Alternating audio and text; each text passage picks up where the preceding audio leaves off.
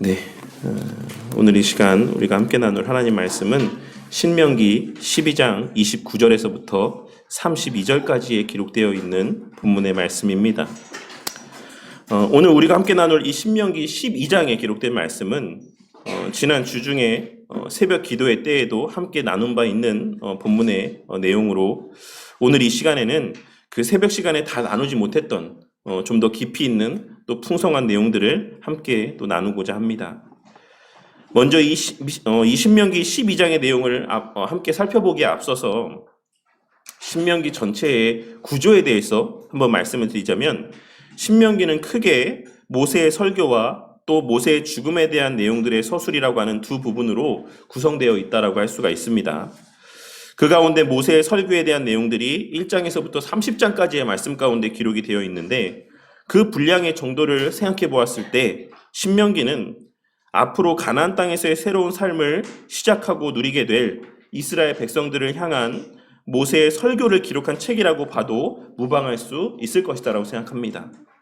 그리고 그러한 모세의 설교 가운데 핵심은 4장 44절 말씀에서부터 26장까지에 기록된 말씀이라고 할 수가 있고, 그 중심 메시지 또한 두 부분으로 나눌 수가 있는데, 그 첫 번째 부분이 4장 44절에서 11장까지에 기록된 말씀이고, 두 번째 부분이 12장, 우리가 함께 오늘 살펴보는 이 12장 말씀에서부터 26장까지의 말씀이라고 할 수가 있습니다.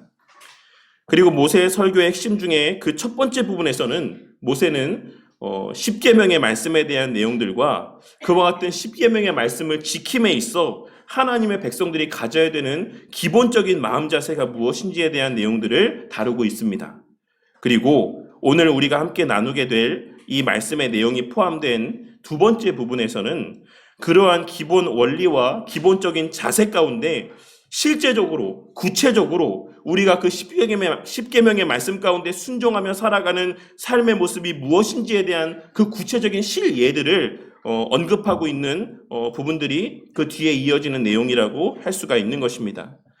그리고 그 가운데 오늘 우리가 함께 나눌 12장 29절에서부터 32절까지의 말씀은 이 12장 전체의 말씀을 요약하고 결론짓고 있는 말씀의 내용이라고 할 수 있습니다.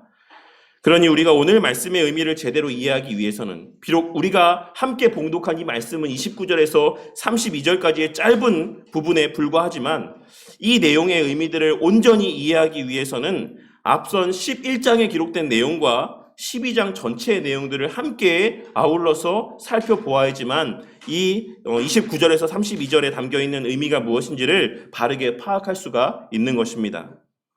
오늘 이 시간 약속의 땅에서의 삶을 앞두고 그 약속의 땅에서 이스라엘 백성들이 명심하고 반드시 지켜 행해야지만 되는 일들에 대하여 말씀하고 있으신 이 신명기에 기록된 말씀을 통해 그 약속의 땅이 이 땅에서 실제적으로 구현된 부분적인 실체라고 할 수 있는 이 교회 공동체 안에서 우리가 반드시 명심하고 살아야지만 되는 것이 무엇인지를 깨닫게 되므로 구약의 이스라엘 백성들에게 약속하신 그 약속의 성취를 온전히 누리고 만끽함 가운데 살아가는 저와 우리 모두가 되기를 바랍니다. 앞서도 말씀드렸던 것처럼 우리가 오늘 말씀의 의미를 전체적인 관점에서 바르게 이해하기 위해서는 우리는 먼저 모세가 오늘 말씀 바로 앞부분을 어떠한 말씀으로 끝맺음하고 있는가라고 하는 것을 살펴볼 필요가 있습니다.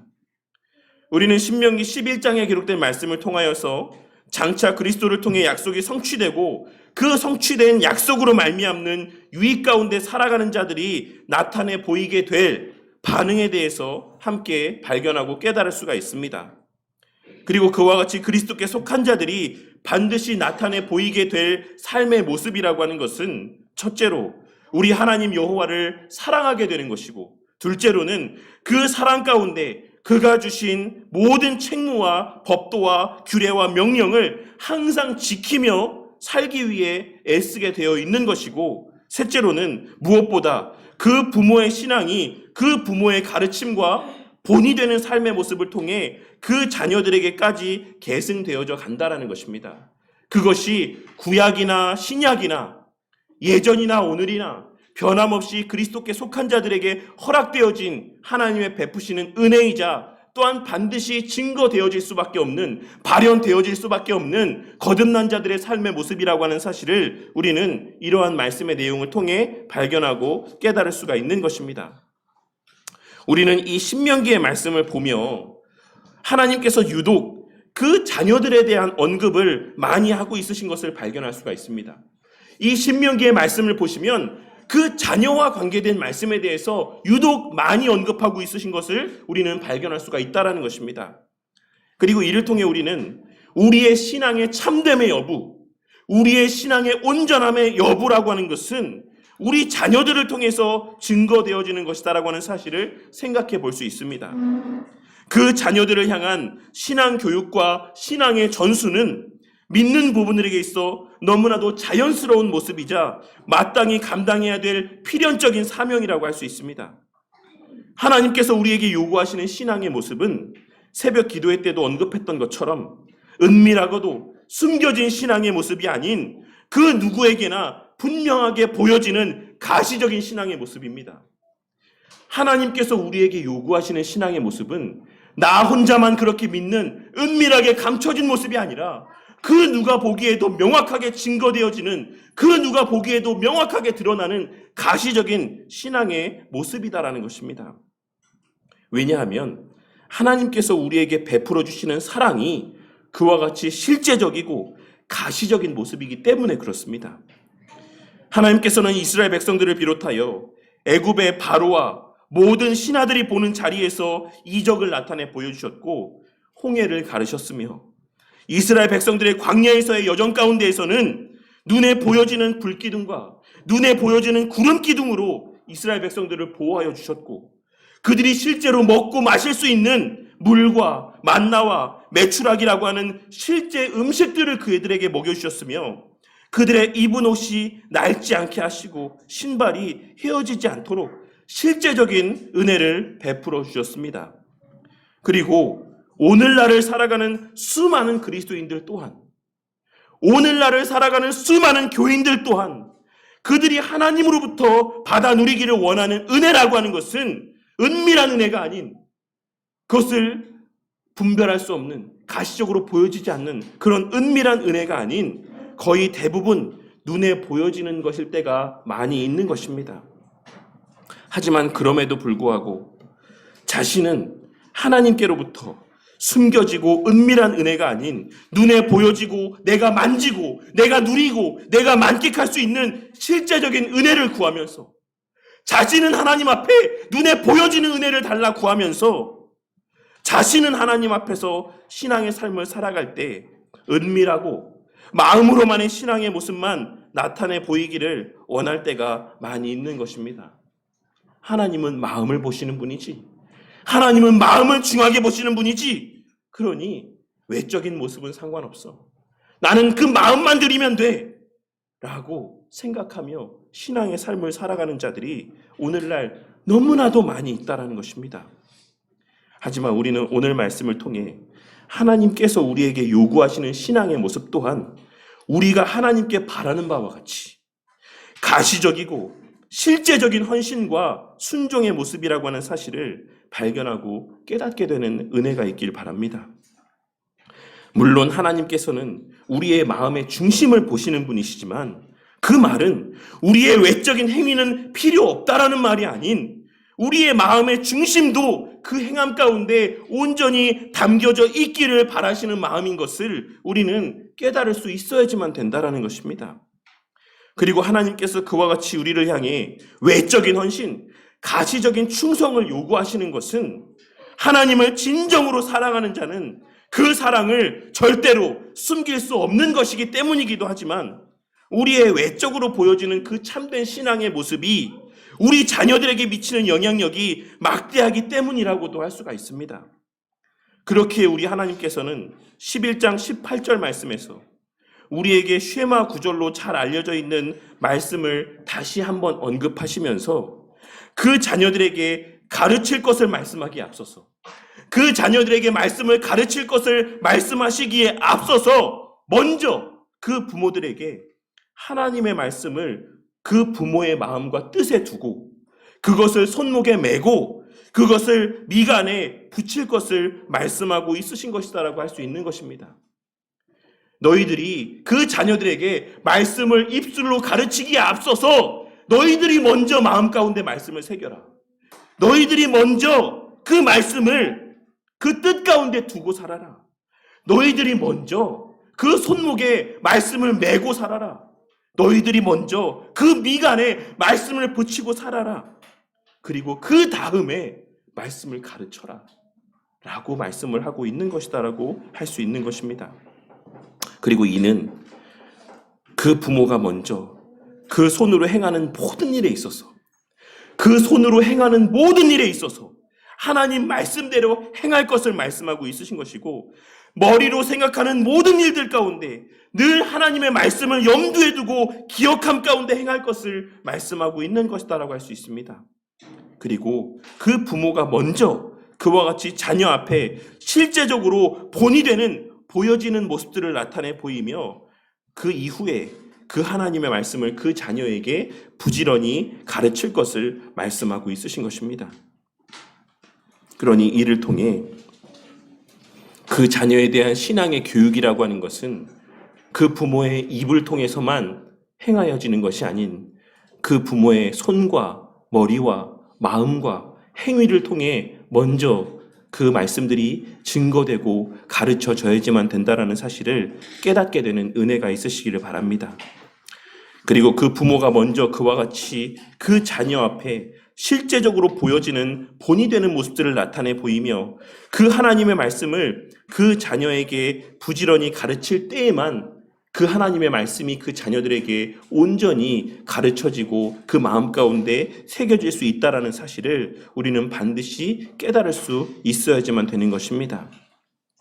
그리고 그러한 과정 속에서 우리 자녀들은 눈에 보이지 않는 하나님을 실제로 목도하게 되고, 그 하나님의 사랑을 그 부모를 통하여 실제적으로 공급받게 되는 것이며, 그 하나님의 가르침들을 그 부모를 통하여 실제적으로 배우고 몸과 마음 가운데 새기게 되는 것입니다.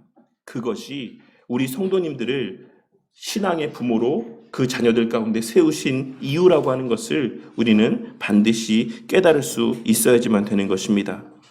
그리고 이는 앞서도 말씀드렸던 것처럼 믿는 자, 그리스도께 속한 자, 그리스도께서 성취하신 약속의 유익 가운데 거하는 자들이 필연적으로 나타내 보일 수밖에 없는 모습이자 반드시 추구해야 되는 모습이라고 할 수가 있는 것입니다. 그렇다면 다시 오늘 말씀으로 돌아와서 앞서 말씀드렸던 것처럼 그 부모가 손목에 메고 그 미간에 붙여야지만 될 구체적인 신앙의 모습 가운데 가장 우선된 모습은 무엇이겠습니까? 그것이 바로 이 12장 말씀 가운데 기록된 예배에 대한 말씀인 것입니다. 우리가 그 자녀들에게 가장 우선적으로 알려줘야지만 되는 것, 가장 분명하게 본을 보여야지만 되는 모습이 바로 하나님 앞에 바르게 예배를 드리는 모습인 것이며, 그 부모된 자들의 가장 우선된 사명이 바로 그 자녀를 하나님 앞에 바른 예배자로 양육하는 것이다라고 하는 사실을 우리는 오늘 말씀에서의 모세를 통해 들려주시는 하나님의 말씀을 통해 반드시 깨닫고 마음에 새길 수 있어야지만 되는 것입니다. 다른 여러 가지 신앙의 모습도 중요하지만, 그 부모된 자들이 자녀들에게 가르쳐야 되는 많은 신앙의 모습들이 있지만, 그 가운데 가장 우선된 것, 목숨을 걸고 그 자녀들에게 가르쳐야 되는 것은 그 자녀들이 하나님 앞에 바르게 예배드리는 것, 하나님께서 원하시는 예배를 드리게 하는 것, 그것이 그 부모된 자의 가장 우선된 사명이라는 사실을 우리는 오늘 말씀을 통해 발견하고 깨달을 수 있어야지만 된다는 것입니다. 그렇다면 하나님께서는 오늘 말씀에서 우리에게 어떠한 자세로 예배를 드릴 것을 말씀하고 있으십니까? 첫째로는 우상을 숭배하듯 예배를 드리지 말 것을 말씀하고 있습니다. 여기에는 두 가지의 의미가 담겨 있다고 할 수 있는데, 하나는 하나님을 형상화하여서 예배를 드리지 말라는 것을 말씀하고 있으신 것이기도 하고, 또 하나는 하나님을 이방의 신과 같이 여기며 섬기지 말 것을 말씀하고 있으신 것이다라고도 할 수 있습니다. 그리고 우리는 이와 관련된 구체적인 내용들을 10계명의 말씀 가운데 3계명의 말씀인 내 하나님 여호와의 이름을 망령되게 부르지 말라라고 하는 계명의 말씀에 대하여 다루고 있는 대요리문답 113문답의 내용을 통해 좀 더 세세하게 확인할 수가 있을 것입니다. 제가 소요리문답을 나누면서도 말씀을 드렸지만 10계명은 도덕법이긴 하지만 10계명에 포함된 1계명부터 4계명까지의 말씀에는 제사법과 관계된 내용들이 기록이 되어져 있고 5번째부터 10번째까지의 계명의 말씀 가운데는 시민법과 관계된 내용들이 담겨져 있습니다. 그러니 그러한 의미에서 이스라엘 백성들에게만 요구되었던 제사법과 시민법은 오늘날 폐지가 된 것이 아닌 그리스도 안에 속한 영적 이스라엘 백성들에게 10계명의 말씀을 통하여 도덕법의 내용을 통하여 여전히 유효하게 적용되어지는 말씀이라고 할 수가 있습니다. 그리고 그러한 측면에서 1계명부터 4계명까지의 말씀은 제가 이전에 말씀드렸던 것처럼 오늘날 이 시대를 살아가는 그리스도인들을 향한 예배를 어떻게 드려야 되는 것인지 하나님의 그에 대한 가르침의 말씀이 담겨져 있는 내용이라고 할 수가 있는 것이고, 그렇게 우리는 그와 같은 사실을 통해 1계명부터 4계명까지의 내용이 담고 있는 핵심인 하나님과의 관계와 하나님에 대한 사랑이라고 하는 것은 바로 우리가 예배를 어떻게 드리느냐라고 하는 것을 통해 가장 분명하게 드러나는 것이다라고 하는 사실을 발견하고 깨달을 수 있어야지만 되는 것입니다. 이러한 구약시대의 말씀과 오늘날 신약시대의 성도의 삶 사이의 상관관계를 잘 이해하고 마음 가운데에 새기고 살아가는 우리 바른교회 성도님들이 되시기를 바랍니다. 구약과 신약은 나뉘어진 것이 아닙니다. 구약시대와 신약시대는 분리된 삶이 아닙니다. 구약의 말씀들을 통하여서 신약시대를 살아가는 우리에게 분명히 깨닫게 하시는 바가 있다는 사실을 깨닫고 그와의 연속선상에서 성취된 은혜 가운데서 그 의미들을 면밀하게 살피며 그 유익들을 온전히 누리고 만끽하며 살아가는 자들이 되시기를 바란다는 것입니다.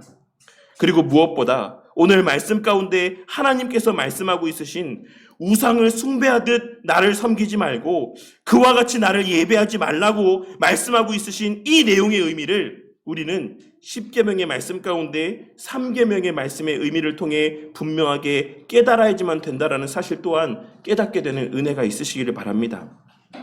그렇다면 앞서 말씀드렸던 대요리문답 113문답의 내용 가운데는 이 3계명의 말씀과 관계하여서 무엇이라고 이야기하고 있습니까? 그 내용을 제가 봉독해 드리도록 하겠습니다. 제3계명 내 하나님 여호와의 이름을 망령되게 부르지 말라라고 하는 이 계명의 말씀에서 금지하고 있는 죄는 무엇입니까? 그에 대해서 답하기를 제3계명에서 금지하고 있는 죄는 다음과 같습니다.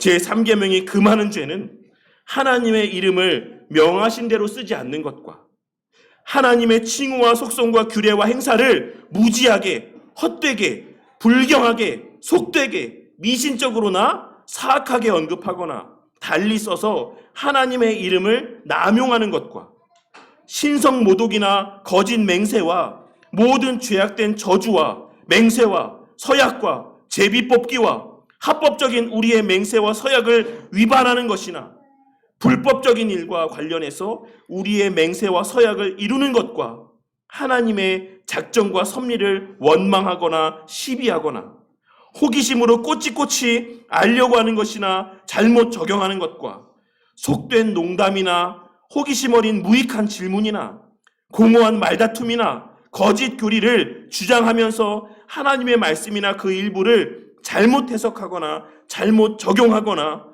좌우간 왜곡하는 것과 주문이나 죄악된 욕망과 행습에 하나님의 말씀이나 하나님의 이름 아래 포함된 피조물이나 무엇을 남용하는 것과 하나님의 진리와 은혜와 길을 비방하거나 경멸하거나 욕하거나 어떤 식으로든 반대하는 것과 위선으로나 사악한 목적으로 신앙 고백하는 것과 하나님의 이름을 부끄러워하거나 합당치 않고 지혜롭지 않고 무익하고 부도덕하게 행함으로써 그 이름을 모욕하거나 그 이름을 배반하는 것입니다. 다 기억이 되십니까? 기억이 안 되시죠? 우리가 하나님을 예배하는 데 있어서 우리가 경계해야 되는 모습이 이와 같이 많습니다. 우리가 예배를 드림에 있어서 하나님께서 금지하는 모습들이 이와 같이 많다라는 것입니다. 성도님들은 그것을 인지하고 예배를 드리고 있으십니까? 이 많은 하나님께서 금하고 있으신 모습들 가운데 단 하나라도 나의 예배의 모습 가운데 자리하고 있지 않은지를 늘 돌아보고 살피면서 예배를 드리고 있으십니까? 이 시간에 이 대열이 문답의 내용을 세세하게 다 다룰 수는 없으니까 이 가운데 몇 가지 사실들만 함께 생각해 보자면, 하나님의 이름을 망령되이 일컫는다라는 의미에는 하나님께 망령되이 예배를 드린다라는 의미가 포함이 되어 있는 것입니다. 그리고 그 사실을 대열이 문답의 내용에 비추어서 생각해 보자면, 하나님께서는 오늘 말씀을 통해 하나님께 미신적으로 예배를 드리지 말라고 말씀하고 있으신 것이자, 예배의 순서, 그 예배의 그 형식들을 미신적으로 오용하거나 악용하지 말 것을 말씀하고 있으신 것이다라고 해석을 하고 적용할 수가 있는 것입니다. 그러니 우리 성도님들은 예배가 복받기 위한 수단인 것처럼 생각하며 예배의 자리 가운데 나오는 자들이 되지 마시기를 바랍니다. 내가 꼬박꼬박 예배 드리면, 내가 진심으로 하나님 앞에 잘 예배 드리면, 하나님을 잘 섬기면 하나님이 복 주시겠지. 내가 열심히 하나님 앞에 충성하면 하나님께서 그것을 보시고 그에 대한 대가로 나의 삶을 형통케 하시겠지. 이러한 마음을 가지고 예배드리는 자들이 되지 마시기를 바란다는 것입니다. 예배는 이미 복을 받은 자들이 드리는 것이며, 예배를 드리는 것 자체가 우리에게 있어서의 극치의 복인 것을 깨닫고, 예배를 세상적인 유익을 누리기 위한 수단으로 오용하고 악용하지 마시라는 것입니다. 그리고 무엇보다 우리 주님께 예배드리는 이 시간, 이 장소만을 특별하게 여기는 자들이 되지 마시기를 바랍니다. 우리가 모여서 함께 예배드리는 이 시간과 장소는 너무나도 의미 있고 너무나도 특별한 장소인 것은 맞습니다. 하지만 우리 하나님이 마치 이 예배의 자리에만 머무시는 것처럼 생각하고 착각함 가운데 살아가는 자들이 되지 마시라는 것입니다. 마치 오늘 말씀 가운데 언급된 아세라 신을 섬기는 자들과 같이 아세라상을 소유하고 다니면 아세라 신을 다닌다라고 생각했던 것처럼, 우리 하나님을 이 예배의 공간과 이 예배의 시간 가운데 제한하고 살아가는 우를 범하지 않기를 바란다는 것입니다. 이 예배의 자리, 이 예배의 시간을 귀하게 여기되, 우리의 하나님 앞에서의 예배라고 하는 것은 우리의 하나님 앞에서의 온전한 삶이 전제되어야지만 한다라는 사실을 깨닫고, 늘 범사의 삶 속에서 무소부지하시는 하나님을 인정하고 경외하며 사는 삶 가운데 이 정한 장소에서의 정한 시간에 모여 예배를 드리는 저와 우리 모두가 되기를 바란다는 것입니다. 주중에는 아무렇게나 살다가, 주중에는 하나님과 아무 상관이 없는 삶을 살다가 정한 시간, 정한 장소에 나와 앉아있기만 하면 그것이 하나님께서 받으실 만한 예배가 되는 것이다라고 착각하지 마시라는 것입니다. 그리하여 주중에서의 온전한 하나님 앞에서의 삶이 전제됨 가운데 이 정한 장소에서의 하나님께서 받으실 만한 예배를 올려드리는 자들이 되심으로, 그 신앙의 극치를 하나님 앞에 표현하며 하나님 앞에 참된 예배를 올려드리는 저와 우리 모두가 되기를 바랍니다. 또한 둘째로, 하나님의 정하신 장소에서 모여서 예배 드릴 것을 말씀하고 있으십니다. 우리는 오늘날 우리의 삶이 예배다라고 하는 익숙한 문구 아래 현장 예배의 가치를 소홀하게 여기고 소홀하게 대하는 모습을 보게 될 때가 많습니다. 그리고 무엇보다 코로나라고 하는 전례 없는 팬데믹 시대를 통과한 이후에 이 모여서 드리는 예배의 가치라고 하는 것은 과거에 비하면 현저하게 훼손되었다라고 하는 사실을 우리는 우리 주변 사람들의 모습과 특별히 우리 자녀들의 모습을 통해서 분명하게 확인할 수가 있는 것입니다. 하지만 우리는 오늘 말씀을 통해 우리의 한 장소에 모여서 드리는 예배의 가치를 다시 한번 깨달을 수 있어야지만 될 것입니다. 하나님 앞에 모여서 예배를 드림 가운데에는 우리가 그리스도를 머리로 둔 한 몸으로 예배를 드린다라고 하는 의미가 담겨져 있고, 그렇기에 여러 성도들이 동일한 시간에 동일한 장소에 모여서 함께 예배를 드리는 것은 그 자체로서 너무나도 의미가 있고 귀한 모습인 것입니다. 하지만 우리는 오늘날 우리에게 너무나도 익숙해져 버린 온라인 예배라고 하는 것으로 인해 그와 같은 현장 예배의 기쁨과 감격을 잃어버리고 말았습니다. 그리고 우리 자녀들은 특별한 경우에는 현장에서 예배를 드리지 않아도 된다라고 하는 생각을 갖게 되었습니다. 몸이 좀 아프면 온라인으로 예배 드려도 되지. 여러 급박한 상황이 있으면 TV로 예배 드려도 되지. 이러한 생각들이 우리 자녀들의 마음 가운데 자리하게 되었다라는 것입니다. 우리 자녀들이 예배에 대한 그와 같은 인식을 갖게 된 것은 모두가 다 그들의 부모의 책임이라고 하는 사실을 오늘 말씀을 통해 깨닫게 되는 은혜가 있으시기를 바랍니다.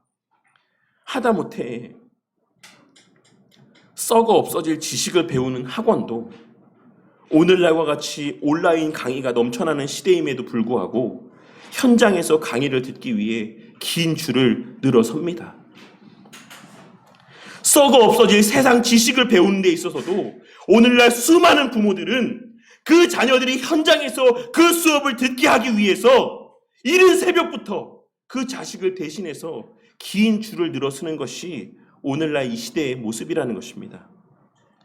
그리고 잠실에서 목회하시는 제 선배 목사님의 말을 빌리자면 방학 때 하는 한 타임에 몇십만 원씩 하는 현장 강의를 듣기 위해서 가족 여행도 가지 않습니다. 해외여행도 가지 않습니다. 방학 기간에 다른 것 하지 않고 그 몇십만 원씩 한 번 수업 들을 때마다 몇십만 원씩 지불해야 되는 그 수업을 듣기 위해 다른 모든 가족의 일정을 다 뒤로 미루고 그 수업 일정에 가족의 스케줄을 다 맞춘다라는 것입니다. 그리고 심지어는 주일 예배에도 참석하지 않는 경우가 허다하다라고 합니다. 만약에 그 주일 예배 시간과 학원의 수업 시간이 겹치면 그 학원에 대놓고 목사님에게 이야기하고 그 학원에 보내느라 예배에 참석하지 않는 경우가 허다하다라고 합니다. 목사님, 그 수업 한 번이 얼마인지 아세요? 그 수업 한 번 듣기가 얼마나 힘든지 아세요? 그러니까 이번 한 주는 우리 아이 좀 그 수업 듣게 하겠습니다라고 대놓고 목사님에게 와서 이야기를 한다라고 합니다. 무엇인가 잘못된 시대를 우리가 살아가고 있다라고 생각이 되지 않습니까? 코로나 시대에 우리가 자랑스럽게 우리는 법과 질서를 지키며 현장에서 예배 드리지 않는다라고 이렇게 자신 있게 이야기했던 그 코로나 시대 가운데 과연 강남에 있는 부모들은 그 자녀를 학원에 보내지 않았을 것이다라고 생각하십니까? 수많은 교회에서 왜 우리 교회는 온라인으로 예배드리지 않느냐? 왜 우리 교회는 이 코로나 시대에도 현장에서 예배를 드리느냐라고 이야기했던 수많은 부모들 가운데 과연 그들이 그 코로나 시대에 그 자녀들을 학원에도 보내지 않았을 것이다라고 생각이 되십니까? 학교는 보내지 않아도 학원은 마스크를 씌워서 소독을 시켜서 철저하게 그 코로나 기간에도 수많은 부모들은 그 자녀들을 학원에 보냈습니다. 그래서 뉴스에서도 코로나 기간에 오히려 강남 지역의 학생들과 타 지역의 학생들 간의 학업 격차가 더 벌어졌다라고 이야기하고 있지 않습니까? 우리 바른교회가 함께 모여서 예배드리는 것의 가치를 귀하게 여기며 그 자녀들 앞에 이 모여서 예배드리는 것의 가치를 바르게 전할 수 있기를 바랍니다. 다른 그 무엇은 다 포기해도 이 현장에 모여서 함께 예배드리는 이 예배의 가치만큼은 우리 자녀들에게 바르게 전할 수 있는 우리 부모들이 되기를 바랍니다. 앞으로 또 어떤 일들이 교회 앞에 예비되어서 있을지 모르겠지만 그 어떤 상황 속에서도 모여서 함께 예배드리는 이 시간들을 지키기 위해 애쓰는 저와 우리 모두가 되어서 우리 자녀들 또한 그 어떤 삶의 시대가 도래한다라고 할지라도 예배를 드림에 있어서의 그 어떤 대가와 희생을 치러야지만 된다라고 할지라도 믿는 자들이 함께 모여서 예배드리게 하시는 하나님의 은혜 가운데 그 모여서 드리는 예배 안에서 하나님의 약속하신 영적인 유익들을 늘 충만히 누리고 만끽하게 되는 우리 자녀들이 되기를 간절히 소망합니다. 그리고 셋째로 우리 각자의 소유물을 가지고 나와서 우리 자신을 드리는 예배를 드릴 것을 하나님께서는 말씀하고 있습니다. 하나님께서는 오늘 말씀 6절에 기록된 말씀에서와 같이 너희의 번제와 너희의 제물과 너희의 11조와 너희 손의 거제와 너희의 서원제와 낙헌 예물과 너희 소와 양의 처음 난 것들을 너희는 그리로 가져다가 드리고 라고 말씀하고 있으십니다.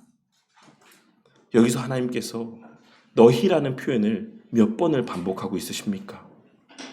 다른 사람의 것이 아니라 너희의 것을 가지고 나와라. 너희의 희생을 가지고 나와라. 너희의 섬김을 가지고 나와라. 예배 자리에 나올 때 빈손으로 나오지 말아라. 라고 하는 것을 말씀하고 있으신 것입니다. 이는 예배를 드리러 나오는 이 자리 가운데 우리가 가지고 있어야 될 마음의 자세를 말씀하고 있으신 것이라고 할 수 있습니다. 하나님께서는 하나님 앞에 나올 때 너희의 소유를 가지고 나오라고 말씀하고 있으신 것입니다. 그리고 그 이유에 대해서 7절에서 말씀하시기를 그들의 그 모든 소유가 다 하나님의 복 주심의 결과이기 때문이라고 말씀하시며 그곳에서 그 소유를 함께 나누며 함께 즐거워함으로 자신의 소유가 하나님께로부터 왔다라는 사실을 기억하고 감사하라고 말씀을 하고 있으신 것입니다. 하지만 오늘날 이 시대에는 내 소유를 하나님 앞에, 교회 앞에 가져와 드리기보다는 교회로부터 어떠한 유익을 받아 누리기를 원하는 마음들이 더 크게 자리하고 있는 것을 보게 될 때가 있습니다. 오늘날 이 시대 사람들이 교회를 정하는 기준 가운데 하나는 내가 그 교회를 출석하면 얻을 수 있는 유익이 무엇이냐? 내가 그 교회를 출석하면 거기서 누릴 수 있는 것들이 무엇이 있느냐라는 것이다라고 할 수가 있습니다. 오늘날 이 시대의 상당수의 교인들은 교회 앞에 헌신하고 교회 앞에 헌금하고 교회 앞에 봉사하는 것에 대하여 큰 관심이 없고 그 교회에서 내가 누릴 수 있는 것이 무엇인지에 더 큰 관심을 두므로 너도 나도 큰 교회로 몰려가는 시대가 되고 만 것입니다. 큰 교회에 가면 나 말고도 일할 수 있는 일꾼이 많이 있으니까, 큰 교회 가면 봉사하지 않을 수 있으니까, 큰 교회 가면 나 말고도 헌금할 수 있는 사람 많이 있으니까 헌금에 대해서 부담 갖지 않아도 되니까, 그리고 게다가 여러 잘 갖춰진 프로그램들 속에서 내가 누릴 수 있는 유익들도 많이 있으니까, 많은 좋은 사람들도 사귈 수 있으니까 너도 나도 다 큰 교회를 선호하는 시대를 우리는 살아가고 있는 것입니다. 하지만 우리는 오늘 말씀에서 하나님께서 하나님의 예배자들에게 말씀하고 있으신 것을 반드시 귀담아 들어야지만 될 것입니다. 너희는 너희의 번제와 너희의 제물과 너희의 11조와 너희 손의 거제와 너희의 서원제와 낙헌 예물과 너희의 소와 너희의 양의 처음 난 것들을 너희는 그리로 가져다가 드려라. 그리고 이후에 하나님께서는 8절에 기록된 말씀을 통해 말씀하고 있으십니다. 너희가 과거에는 너희 각자의 소견대로 너희의 삶과 너희의 소유를 사용했을지라도, 과거에는 너의 삶의 시간들을 너의 뜻대로 사용했을지라도, 과거에는 너희의 물질을 너희의 생각대로 마음대로 사용했을지라도, 이제 교회 공동체의 일원이 된 이후에는, 가나안 땅에 들어간 이후에는, 하나님의 백성이 된 이후에는, 하나님의 나라에 속하게 된 이후에는 그렇게 하지 말아라. 네 삶의 시간들을 네 멋대로 쓰지 말고 네 삶의 소유를 네 멋대로 사용하지 말아라 라고 말씀하고 있으신 것입니다. 우리에게 주어진 건강과 우리 삶의 모든 소유는 믿는 자들이 함께 모여 예배드리게 하시기 위해 주신 은혜다라고 하는 사실을 깨닫게 되는 저와 우리 모두가 되기를 바랍니다. 나 혼자 잘 먹고 잘 살게 하시기 위해서 주신 은혜가 아니라 이 예배의 자리에서 모두가 함께 먹고 함께 누리고 함께 즐거워하게 하시기 위해, 함께 공동체로서의 예배를 드리게 하시기 위해 나에게 허락하신 은혜다라고 하는 사실을 깨닫고 명심함 가운데 살아가는 저와 우리 모두가 되기를 바란다는 것입니다. 우리는 그와 같이 예배를 드리기 위해 우리의 삶은 물론이요, 우리에게 허락하신 모든 것을 마땅히 드리며 늘 예배 중심의 삶을 살아가야지만 된다라고 하는 사실을 오늘 이 신명기 12장의 말씀을 통해 발견하고 깨달을 수 있어야지만 되는 것입니다. 하나님께서는 그와 같이 예배에 대한 가르침을 전하신 이후에 15절 이하에 기록된 말씀에서와 같이 육적인 복에 대한 말씀도 들려주고 있으십니다. 우리가 늘 하나님 중심의 예배 중심의 삶을 살아갈 때 하나님께서는 우리의 육적인 욕구 또한 풍성히 채워주실 것을 말씀하고 있으신 것입니다. 너희가 예배드리려고 할 때, 우리가 모두 함께 예배드리기 위해 우리가 마음을 모으고 애쓸 때 하나님께서 너희들만 그렇게 애쓰게 내버려 두지 않으실 것이다. 너희들만 그렇게 아등바등 살게 하지 않으실 것이다. 하나님께서 반드시 너희에게 그 예배 드릴 수 있는 은혜들을 풍성히 채워주실 것을 말씀하고 있으신 것입니다. 하지만 그 중에 19절 말씀에서와 같이 그러한 은혜 속에서도 레위인을 저버리지 말 것을 말씀하시며 그 모든 베푸신 육적인 은혜를 누림이 교회 공동체 안에서 예배 가운데, 예배 중심의 삶 가운데 누림이 되어야 됨을 말씀하고 있으시다라는 사실을 우리는 절대 간과해서는 안 되는 것입니다. 오늘날 우리가 과거 이스라엘 백성들과 같이 제사를 드리지 않아도 되게 된 것은 우리의 영원한 대제사장이자 하나님의 율법과 공의를 만족시키실 유일한 대속제물이 되시는 우리 주 예수 그리스도의 공로 덕분입니다. 그리고 우리 예수님께서 그와 같은 은혜를 우리에게 베풀어 주신 궁극의 목적은 우리에게 예배드리게 하시기 위함이자 그 예배를 통한 참된 교제를 누리고 만끽하게 하시기 위함입니다. 이 사실을 깨닫고 우리 삶에서의 예배의 가치를 다시 한번 깨닫게 되는 은혜가 있기를 바랍니다. 하나님께서는 오늘 말씀을 통해 우리의 예배가 멸망한 이들의 자취를 밟아 올무에 걸리지 않도록 하라고 말씀하고 있으십니다. 앞서 말씀드렸던 것처럼 우상을 숭배하듯 예배를 드리지 말고 대가를 바라는 마음으로 마치 하나님과 거래를 하듯 미신적인 마음으로 예배를 드리지 말라고 말씀하고 있으신 것입니다. 그리고 그 자녀까지도 자신의 욕구를 만족시킬 수단으로 여기며 자신과 같이 그 자녀 또한 돈의 재물이 되게 하고 세상에서의 성공의 노예가 되게 하지 말라고 말씀하고 있으십니다. 돈 앞에 그 자식을 불살라 바치지 말고 세상의 성공 앞에 그 자식을 불태워 드리지 말라고 말씀하고 있으신 것입니다.